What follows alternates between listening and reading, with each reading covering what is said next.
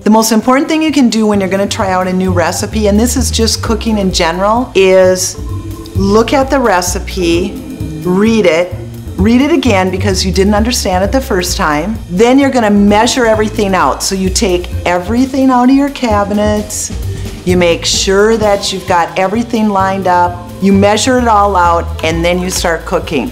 And I'm telling you what, people are like, why didn't I know this? Because it makes you organized. And then you're going through each step. Like they don't go on the Food Channel and everything, you don't see her going, oh, I need to boil that egg. Or, oh, I need some flour. It's already there. So that's when you begin the cooking process.